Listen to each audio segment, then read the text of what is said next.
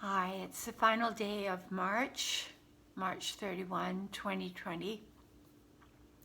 I wanted to hop back on and do strictly a reading which would be completely done intuitively, not with astrological conjunctions or aspects, but just what is coming up intuitively through the cards, through the messages that I've received over the last few days. Because as we all know, things are at some level intensifying. And with the, as we mentioned yesterday or the day before, with the Jupiter on Pluto, it's like there's a magnification of not only our growth, but of our anxiety. So I wanted to go back to some deep thoughts of my own path and what has helped me through these incredibly difficult periods. Right now, as a world, globally, even Mother Earth, all of her creatures, everything is going through a state of transmutation, readjustment, reflection, and rebirth. I remember a while back, I had a dream, and in that dream, I was standing at the edge of a river. And in that river were all forms of people. And the river was like black tar. The people were struggling, they were dying, they were screaming, they were suffering. They were in all levels of agony. And I was looking at this river, and I was told that I had to cross this river. On the other side, I saw the most beautiful lady dressed in gold and royal blue. She was just serene. She was filled with light. There were emanations of light filling her aura and just spreading out into the universe. And I was looking at her and so longing to be with her. And I looked down at the river and I thought, I just can't go through any more suffering, any more death, any more struggle, any more sorrow, any more commiseration with others over pain. I just wanted to be with that beautiful lady. And so I called across to her and I said, I just want to be with you so much. How do I get with you? How do I become one with you? And she said, close your eyes and touch the center of your being and open your eyes. So I closed my eyes and I went into the deepest, most beautiful, sweet space of allowing and of illumination. And when I opened my eyes, I was across the river and I was in her arms, in her embrace, and we had become as one. And she explained to me that she was my true being. She was my higher self. She was my soul. We all have a soul like this, not just me. And she explained that we don't have to anticipate the dark night of the soul endlessly and the suffering endlessly and the death and destruction endlessly, that we can go to this place of repose, of sweet, illuminating, light-filled expression and feel that safety right now, no matter what's going on around us. And I guess the great masters and the great saints and the great healers and the quiet beings of light that are the angels on earth that we might not even recognize way out in front of the public, but who are doing their angelic missions, that somehow they have found this magnificent, steady place of light within themselves, no matter what's going on around them. Silent heroes. So I wanted to start with that. The second thing I wanted to say is that in my meditations or dream states, I have seen our earth right now with layers and layers and layers of angels around the earth right now, of high beings, of ascended masters, of masters that never took human form. Light beings standing over the earth right now, thousands and thousands deep, pouring energy into our earth and hearing the travail of our soul and hearing the pain in our hearts and the fear, and call on them. Because I remember once in a healing, my son had had a very deep psychosis, and I was trying to help him and help him and help him. And while he was lying on the healing table, I saw these tall blue, silver blue beings all around the table. And I said to them, "Why aren't you helping me? Why aren't you helping him?" I was in anguish. And they looked at me and they said, "All you have to do is ask. We are not to interfere. We send the light to the earth, but you must ask for that help."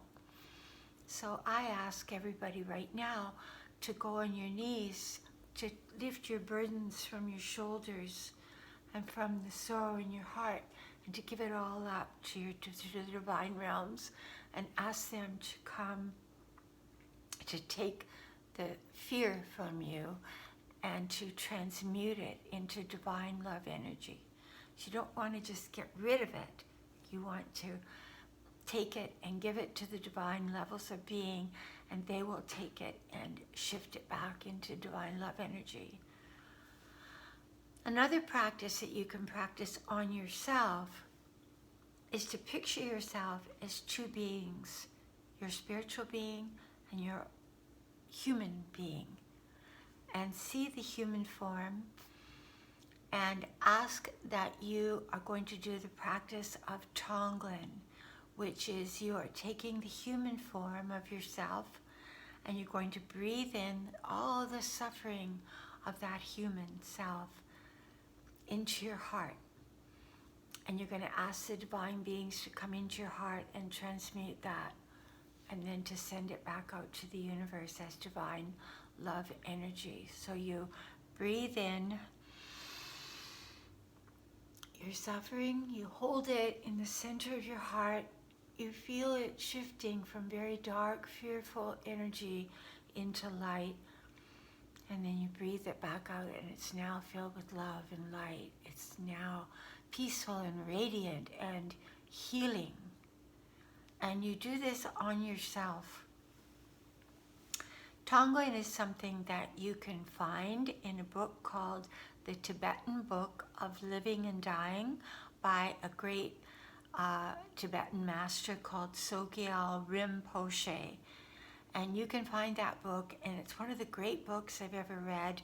And you can go to the Tonglen section of that book, or you can punch in on YouTube how to do Tonglen. The only thing that I would express with Tonglen is that you first start for the first couple of weeks just with yourself until you feel confident with it. Eventually then you get to a place where you can start to breathe in the suffering of somebody you love that's suffering and transmute that. But that you don't do right away. And then you start to breathe in the energy of the groups around you, closest or not close. And then you start to breathe in the suffering of people that are dying right now, or people that are ill, or humanity. But this is an advanced Tonglen, and this is something you don't do right away, because you have to know how to move it into the center of your heart, transmute it, and send it back out. When Gigi and I used to go into the AIDS hospice, some of the boys young men there were very near passing. And when we're very near passing, the pain of our being is being released from our heart, and it's very close to the surface of our being. And there was one young man there called Gerald that was in a lot of pain, and he was holding a lot of it in his stomach. And Gigi and I did Tonglen on him for half an hour, and he'd been in just agonizing pain. And after a half hour, he went into the sweetest, most beautiful, beautiful sleep, and he ended up leaving his form the next couple of days in a really peaceful place. Another really great situation I have with Tongan. Well, I did Tongan on Gigi all the time. Whenever she was having a really, really hard night, I would go and do Tongan on her, and she would always fall into a sweet sleep. Because what you're doing is breathing in the pain and the suffering, transmuting it, and breathing out the love. And love is the most healing energy there is.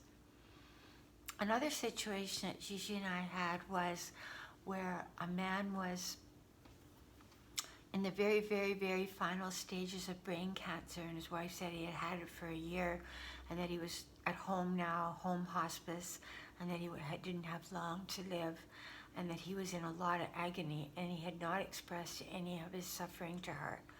So Gigi and I went out to his house, and he was lying there. He was a very sweet-looking man, just wanting to be, not inflicting it on his wife, because he knew she was already in a state of great distress. So Gigi held his feet, and I went to his head, and I put my hands over his head, and I breathed in from the top of his head, because he, that's where his suffering was most, in the brain. I breathed it in, and as I breathed out, my face for a full hour, as I was doing this Tongan, was just flooding tears. And he released and released and released.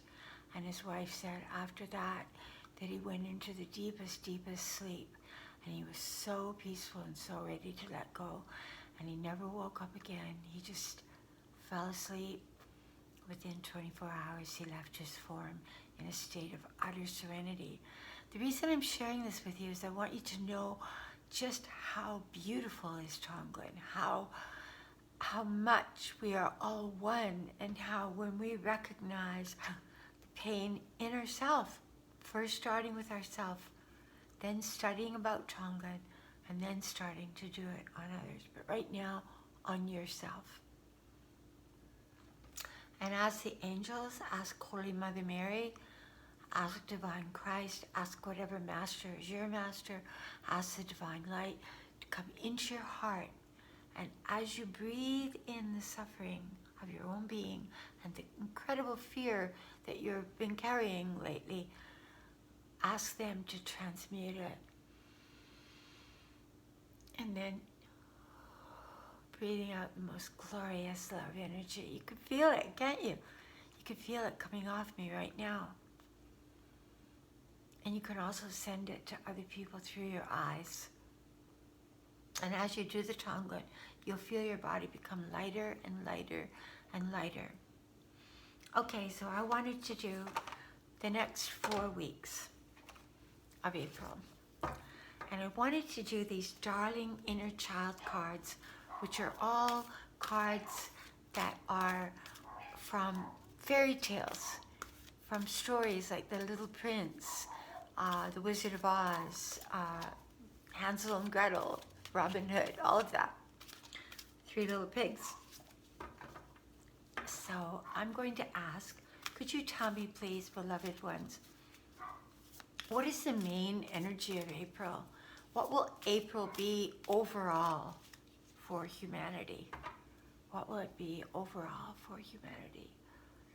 Asking the Divine Ones, clearing the cards, feeling the truth, and letting them choose. Excuse me, got an itchy nose like Bewitched, sure her nose is twitching. Okay.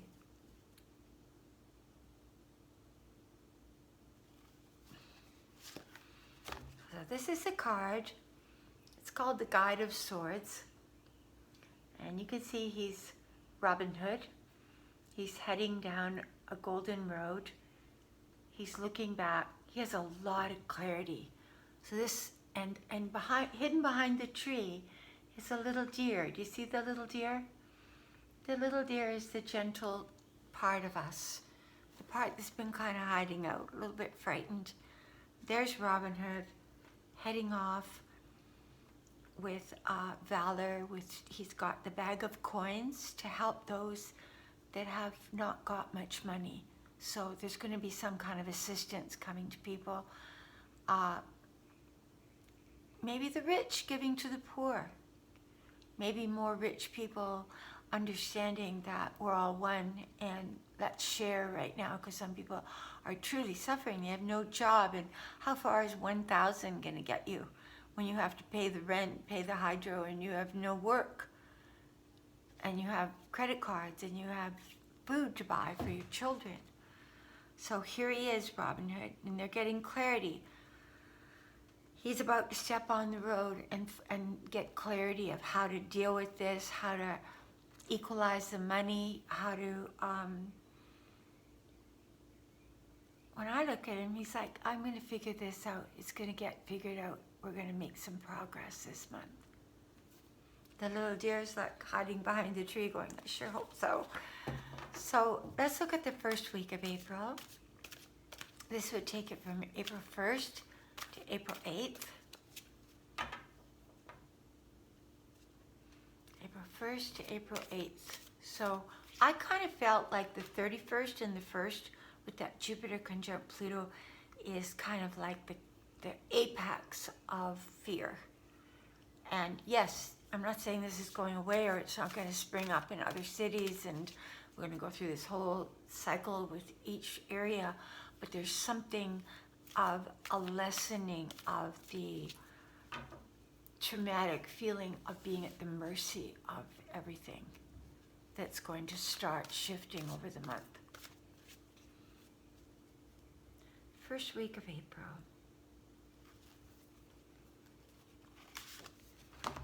So here she is. She's skating on a pond. She's in a figure of 8. She looks quite joyful. She looks quite carefree. She's in her own little circle, her own little pond. It's not a very big pond. It's not a big lake. She's in a tiny area. But she's finding some kind of happiness, something that would give her happiness while she's waiting out the storm.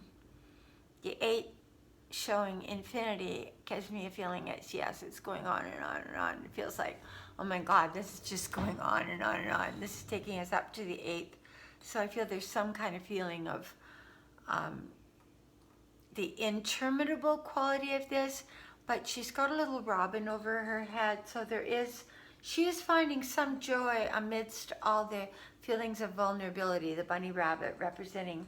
She's feeling vulnerable, but she's finding some kind of joy. She's finding some kind of, there's snow on the ground and the ice is still there, so it's still, nothing's broken through yet, nothing's melting yet, but there are little crocuses on the side coming up through the grass, so there's hope showing up. Let's go to the second week of April. Let's put these cards back in case they want to come out again. Second week of April.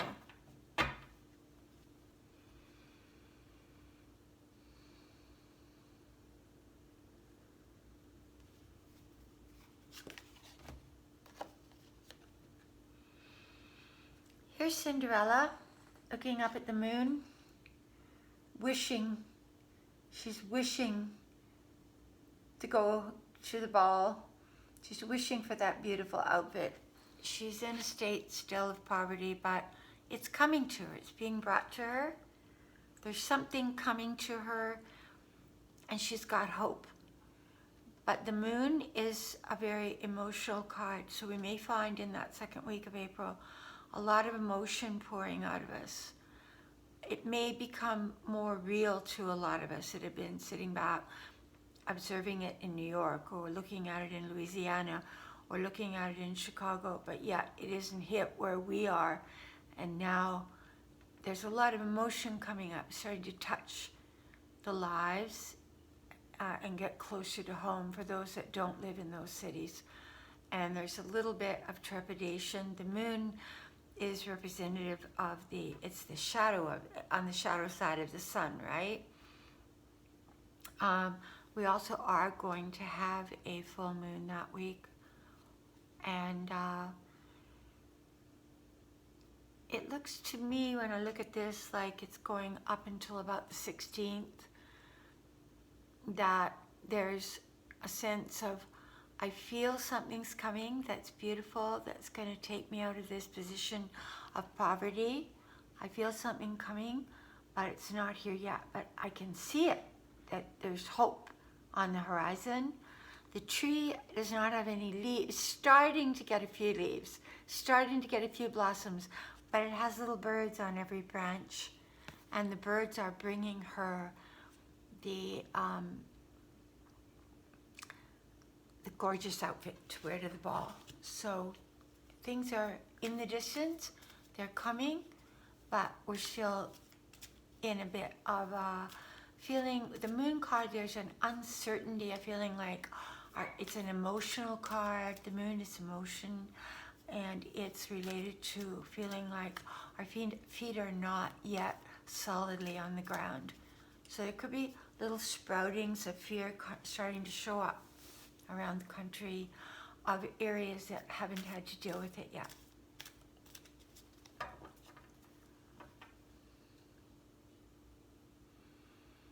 Let's go to the 16th to the 23rd of April.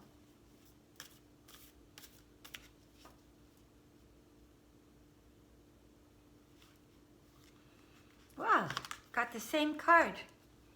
So here she is, and she's skating and she's happy, and for some reason I looked at the card this time, I saw the smile on her face, and I saw her looking at the progress of this, and I saw the 8 was being completed. Some cycle was, I saw it so differently this time. Some cycle was being completed from the 16th to the 23rd, but it wasn't completed yet. But there was, let's see, take one other card for clarification on that card. Could you give me clarification on that card for the 16th to the 23rd? Yeah, it's a card of, there's still the icicles outside the window. It's still not spring yet, but she's lighting the candles and she's waiting patiently, and she's indoors still.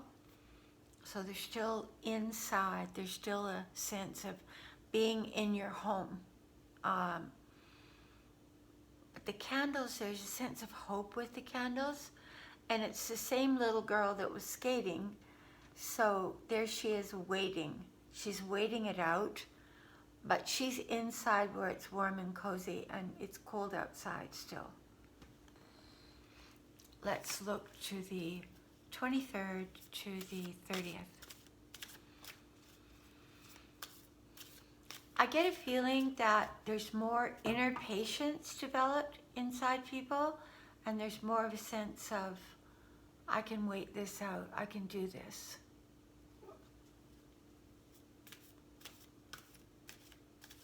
(23rd to the 30th of April. Final week of April, please.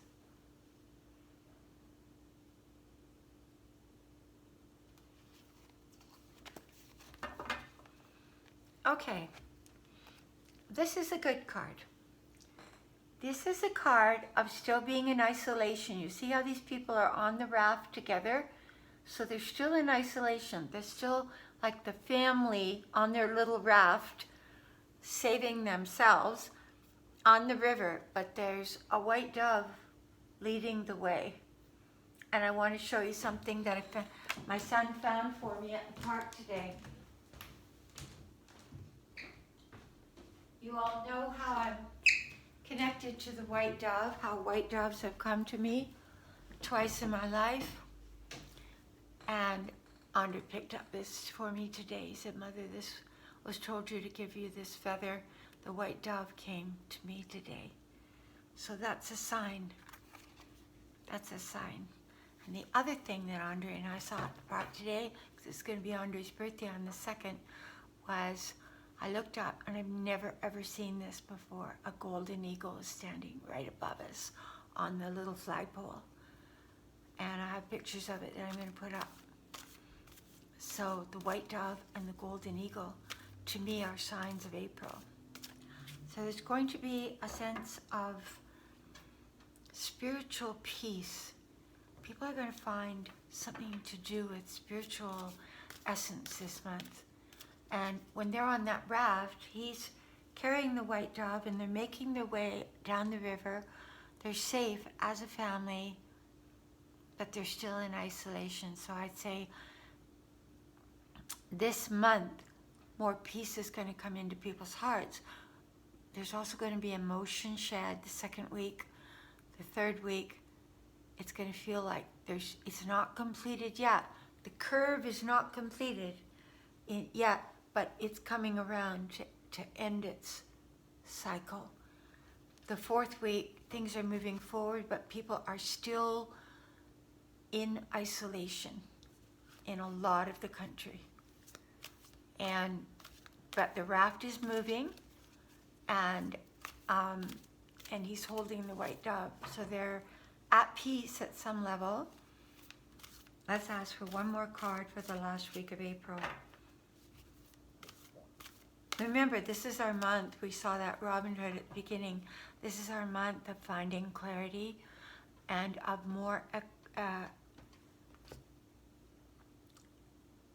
a more even attitude about wealth and poverty. People's hearts being broken open to the suffering and the lack of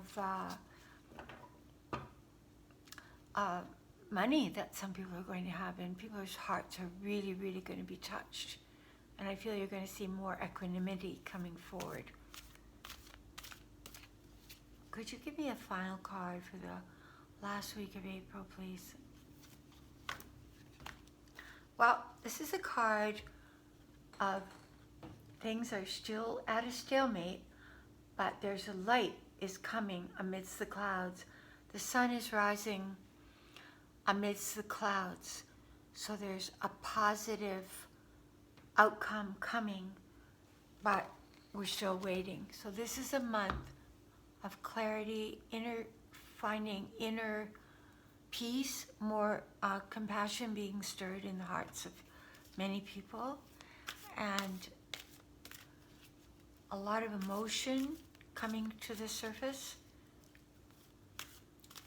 and a lot of, with that white dove, a lot of inner peace, praying for inner peace. Call on those legions of beings and ask for the inner peace of spirit to illuminate what you yourself are supposed to receive and understand and attend to in your own individual life. And the final card for the end of the month. Saber. This is a marvelous card. This is the card of a new beginning. It's Little Red Riding Hood heading out with a sweet little butterfly on the end of her finger, a new life. So I'd say this is the month where there's a lot that moves and shifts and emerges, especially around that second to the third week, that it's a lot of internal shifts. And this is also beautiful because if you look, there's like a little gateway of flowers that she's going to go through, and then she's going to go down the yellow brick road, and it's going to be all alive and awake, and the butterfly has come out of its cocoon. So this month is still the chrysalis, but within the chrysalis, a lot of movement, a lot of shedding, and a lot of beautiful new understandings. Please do look up the Tongan. I'm going to end there. If you like this video, please subscribe. And if you would like a reading, write me at angelicmercy44@gmail.com. God be with you. Thank you.